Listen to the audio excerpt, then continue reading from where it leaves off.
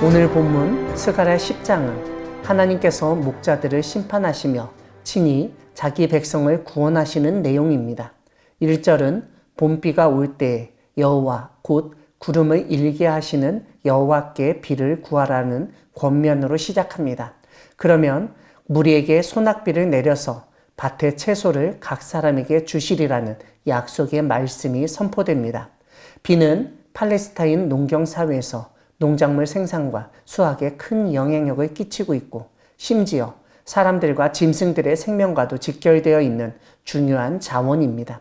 그런데 이스라엘 사람들은 이런 비를 내리시는 하나님을 믿지 않고 오히려 드라빔과 복술자들을 의지하며 그들의 헛된 위로의 말을 믿고 따랐습니다. 그래서 백성이 양같이 유리하며 곤고를 당하였습니다. 이런 가운데 하나님은 이스라엘의 지도자들인 목자들에게 노를 바라며 아마도 권력자 혹은 이방의 왕을 가리키는 순염소들을 벌하시겠다고 선포하십니다. 그리고 유다 족속을 돌보시겠다고 약속하십니다. 6절을 보면 하나님은 내가 유다 족속을 견고하게 하며 요셉 족속을 구원할 것이라고 말씀하십니다. 특별히 하나님은 나는 그들의 하나님 여호와라 내가 그들에게 들으리라고 약속하시는데 이스라엘의 기도를 듣고 응답하시겠다는 뜻입니다. 7절은 하나님의 돌봄과 견고하게 하심, 구원과 기도 응답으로 인한 결과를 알려줍니다.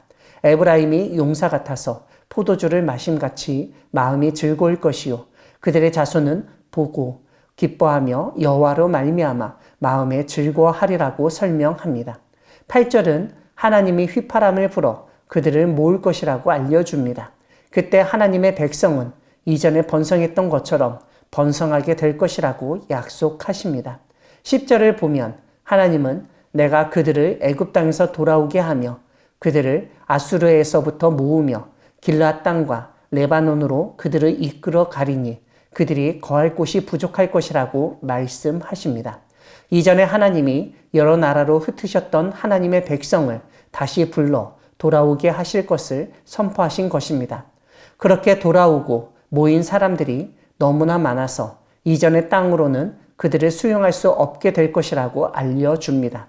그런데 우리가 주목할 말씀이 있습니다. 11절을 보면 하나님의 백성이 고난의 바다를 지나갈 때 하나님이 친히 바다 물결을 치셔서 나일의 깊은 곳이 다 마르게 하시고 아술의 교만이 낮아지고 애굽의 규가 없어지게 될 것이라고 설명합니다.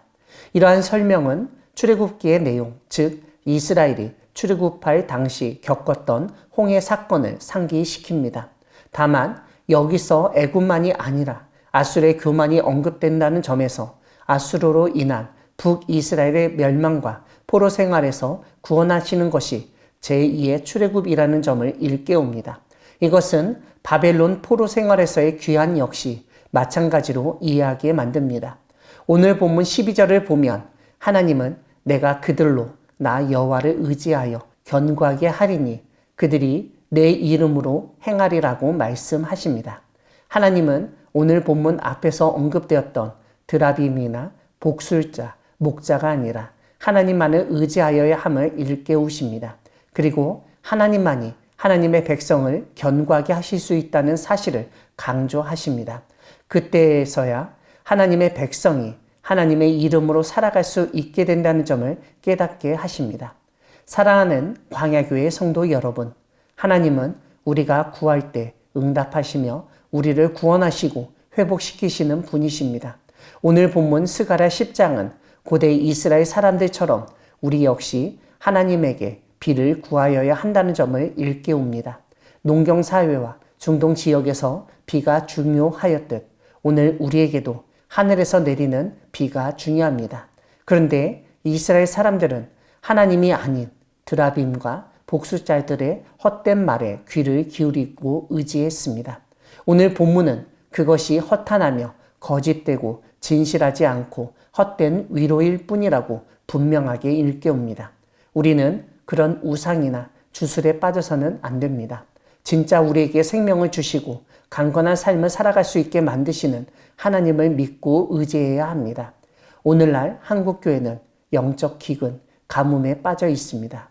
하나님이 주시는 은혜의 비로 한국교회의 메마름과 괴로움이 사라지고 새 생명이 움트기를 소망합니다. 하나님의 은혜만이 우리를 삭막하고 황폐한 삶에서 구원하시고 풍요롭고 강건한 삶을 살아갈 수 있게 만든다는 사실을 기억하며 날마다 하나님에게 은혜를 간구하며 나아가는 우리 모두가 되기를 소망합니다. 이와 함께 하나님은 거짓 목자와 부패한 권력자들을 심판하시고 하나님의 백성을 구원하시는 분이십니다.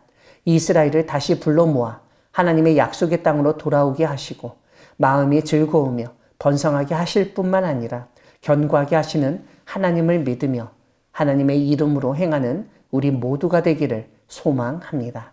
아멘.